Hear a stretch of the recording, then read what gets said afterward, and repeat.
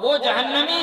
کہہ رہے تھے کہ میرا جرم یہ تھا کہ ہم نماز نہیں پڑھا کرتے تھے، دوسرا جرم یہ تھا کہ ہم یتیموں کو کھانا نہیں کھلا کرتے تھے، اور تیسرا جرم عظیم یہ تھا کہ ہم بیہودہ باتوں میں اپنے وقت کو ضائع کیا کرتے تھے، اور تیسرا جرم یہ بتایا کہ ہم قیامت کا یعنی فیصلے کا دن کا انکار کیا کرتے تھے، قیامت کے دن کا انکار کیا کرتے تھے۔ میرے محترم بزرگ اور دوستو، جس آدمی کو قیامت کے دن کا یقین ہوگا وہ انسان کوئی گناہ نہیں کر سکتا ہے۔ دنیا کی عدالت میں تو رشوت دے کر کے،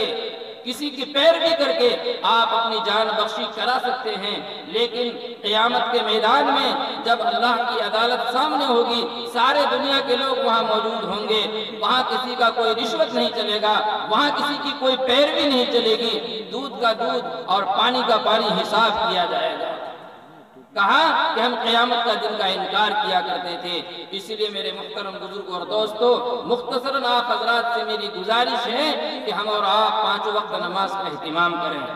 بس آخری میں چند باتیں، کیونکہ ہماری خواتین بیٹھے ہیں، اس جذبے کے ساتھ بیٹھی ہیں کہ میں کچھ سن کر اور میں کچھ لے کر کے جاؤں گا۔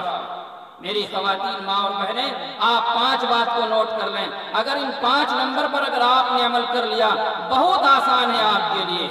بہت آسان ہے، تو انشاءاللہ آپ کے لیے جنت کی ضمانت ہے۔ اللہ کے نبی صلی اللہ علیہ وسلم کی حدیث کا مفہوم ہے کہ جس عورت نے 5 وقت نماز کا اہتمام کیا، صلت خمسہا، اور اپنے شوہر اور اپنے خاوند کی اطاعت کی، وطاعت زوجہا واحسنت فرجہا، اور جس نے اپنی عزت اور آبرو کی حفاظت کی، اور کہا کہ جس نے اپنے مال کا زکوٰۃ ادا کیا، وصدقت مالہا، اور جس نے رمضان کے مہینے کا روزہ رکھا، تو وہ جس دروازے سے چاہے وہ جنت میں داخل ہو جائے۔ یہ 5 کام کرنا ہے۔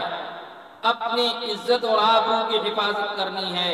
5 وقت کی نماز کا اہتمام کرنا ہے، رمضان کے مہینے میں روزہ ادا کرنا ہے، اور اللہ نے اگر مال دیا ہے تو اس مال کا زکوٰۃ ادا کرنا ہے۔ ایک بات یاد رکھیے کہ زکوٰۃ ادا کرنا صرف مردوں کے لیے واجب نہیں ہے، بلکہ جس طرح مردوں کے لیے واجب ہے اسی طرح عورتوں کے لیے واجب ہے۔ جس طرح مرد مال کا مالک ہوتا ہے، اسی طرح عورتیں بھی اپنے زیور کی خود وہ مالک ہوتی ہیں۔ اگر اس کا شوہر اس کے زیور کا زکوٰۃ ادا نہیں کرے تو شوہر گناہگار نہیں ہوگا، لیکن اس بیوی کو، اس عورت کو اپنے زیور کا زکوٰۃ ادا کرنا پڑے گا۔ اگر اس کا شوہر اس کے زیور کے زکوٰۃ کو ادا کر دیتا ہے تو اس شوہر کا احسان ہوگا، اس شوہر کی ہمدردی ہوگی کہ انہوں نے اپنے گھر والی اپنی بیوی کا زکوٰۃ ادا کر دیا۔ آپ سوال کریں گی کہ اگر ہمارا شوہر زکوٰۃ ادا نہیں کرے تو میں کہاں سے پیسے لے کر کے آؤں گی؟ آپ بتائیے کہ آپ کے پاس 2 لاکھ روپے کا زیور ہے، سونا ہے، اور آپ کے شوہر کے پاس 2000 روپے بھی نہیں ہے، تو آپ کیسے کہہ رہی ہیں کہ میرے پاس پیسے نہیں، میرے پاس خزانے نہیں؟ آپ کو 2 لاکھ کی پراپرٹی کا مالک ہیں اور آپ کے شوہر کے پاس 10,000 بھی نہیں ہے، تو آپ کا شوہر کیسے زکوٰۃ ادا کریں گے؟ یا تو آپ کہہ دیں کہ آپ میرے مال کو آپ لے لیجئے، مال آپ کی چیز تھی، آپ نے اس کو سونپ دیا تو اب اس کا ہو گیا، تو اب اس کا زکوٰۃ وہ ادا کرے گا۔ اگر آپ کہہ رہے ہیں کہ یہ مال میرا ہے تو اسی 2 لاکھ کے مال سے آپ ہر 100 روپے میں 2.5 روپیہ آپ اس کو زکوٰۃ کے طور پر سالانہ ادا کرنا ہے۔ آپ اسی مال کو، اگر آپ کے پاس 1 کلو چاندی ہے تو اسی 1 کلو چاندی میں سے آپ 250 گرام نکال دیں، اس کو بیچ دیں، اور اس پیسے کو کسی غریب، کسی بیوہ، کسی مدارس کے غریب طالب علم کو آپ دے دیں گے، تو قیامت کے دن آپ کو اس مال کے بارے میں سوال جواب نہیں کیا جائے گا۔ اگر آپ نے ان مال کا زکوٰۃ ادا نہیں کیا تو ان مال کو گنجا سانپ بنا دیا جائے گا، جو گلے میں لٹکا دیا جائے گا، کمر میں پہنا دیا جائے گا، اور وہ سانپ ڈستا رہے گا، اور وہ سانپ کہے گا کہ میں تیرا مال ہوں، میں تیرا خزانہ ہوں۔ اس طرح سے ان کو سزا دیا جاتا رہے گا۔ اس لیے میری خواتین ماں اور بہنیں، آپ جس طرح نماز کا اہتمام کرتی ہیں، جہاں اللہ نے نماز ادا کرنے کا حکم دیا ہے اقیموا الصلاۃ، وہیں اللہ نے فوراً یہ کہا ہے وآتوا الزکاۃ، کہ تم اپنے مال کا زکوٰۃ ادا کیا کرو۔ کریں گے بھائی انشاءاللہ؟ ہماری ماں اور بہنیں بھی عزم اور ارادہ کریں، اور اللہ نے بڑا آپ کے اوپر رحم و کرم کیا کہ آپ نے اس جلسے میں شرکت کیا، اللہ کی بہت بڑی نعمت ہے، اللہ کی کروڑوں نعمت ہیں، لیکن ان تمام نعمتوں میں سے اعلیٰ اور سب سے بڑی جو نعمت ہے وہ اللہ کے دین کی نعمت ہے۔ اللہ کے دین کو حاصل کرنے کے لیے، اللہ کے دین کو سیکھنے کے لیے آپ نے اس کڑاکے کے جو ہے، آپ نے اس ٹھنڈے اور کیا کہتے ہیں اتنی بڑی لمبی رات میں آپ نے وہاں اپنے وقت کو گزارا ہے۔ اللہ تبارک و تعالی آپ کے جذبے کو اور آپ کے اخلاص کی بنیاد پر اللہ آپ کو اجر عطا فرمائے گا۔ اللہ جس کو دینا چاہتا ہے، اب بتایا کہ انسان، سارے کائنات کے انسان ایک کھلے میدان میں جمع ہو جائے اور اپنے خواہشات کے مطابق اللہ تبارک و تعالیٰ سے سوال کرے، اللہ تعالیٰ ان تمام مانگنے والے کے خواہشات کے مطابق اس کو سب کچھ دے دے، تو اللہ کا خزانہ اتنا بڑا ہے، اللہ کا خزانہ اتنا وسیع ہے کہ اس کے خزانے میں اتنی بھی کمی نہیں ہوگی کہ جس طرح سے ایک سمندر ہے، سمندر کے اندر ایک سوئی کو ڈالا جاتا ہے اور اس سوئی کو نکالا جائے، اس سوئی کے اندر جو پانی آتی ہے تو اتنی بھی کمی اللہ کے خزانے میں نہیں ہوگی۔ تو ہم اور آپ ابھی اللہ سے مانگنے کے لیے جا رہے ہیں۔ جب انسان، اللہ والے فرماتے ہیں کہ دعا کس کی قبول ہوتی ہے؟ کہا کہ دعا قبول ہونے کی سب سے بڑی علامت ہے کہ وہ انسان ہاتھ اٹھا کر اللہ سے دعا مانگے۔ جو انسان ہاتھ اٹھا کر اللہ سے دعا مانگتا ہے یہ اس کی قبولیت کی علامت ہے، اور جس کو قبول نہیں ہونا ہوتا ہے اللہ اس کو دعا مانگنے کی اور اللہ اس کو عبادت کرنے کی توفیق ہی نہیں دیتے۔ تو ہم سب خوش نصیب ہیں کہ اللہ تبارک و تعالیٰ نے ہم کو اور آپ کو دعا مانگنے کی توفیق عطا فرمائی، ہم کو اور آپ کو بیٹھنے کی توفیق عطا فرمائی۔ ہم دل سے مانگیں گے اللہ تبارک و تعالیٰ ہمیں اور آپ کو عطا فرمائے گا۔ آپ نے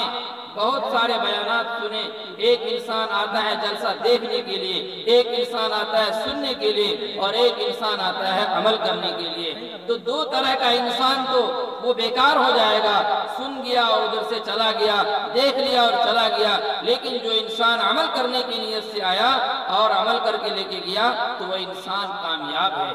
اللہ کی بے شمار نعمتیں ہیں، ہم کن کن نعمتوں کا شکریہ ادا کریں؟ ایک گلاس پانی پیتے ہیں اس کا بھی ہم شکریہ ادا نہیں کر سکتے ہیں۔ ایک واقعہ بتا کر میں دعا کر دوں گا۔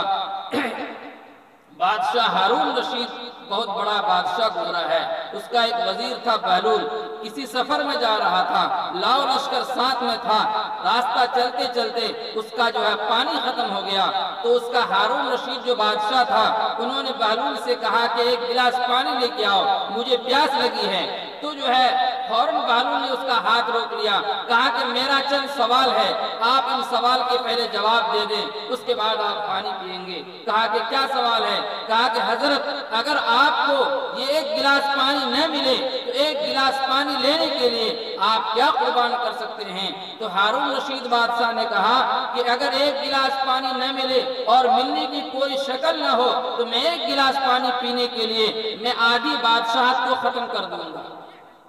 کیوں کہ پانی کے بغیر میں زندہ نہیں رہ سکتا، اور پانی اللہ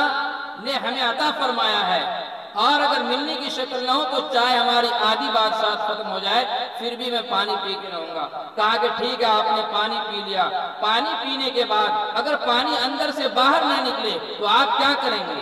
تو بادشاہ ہارون رشید نے کہا کہ میں باقی آدھی سلطنت کو اس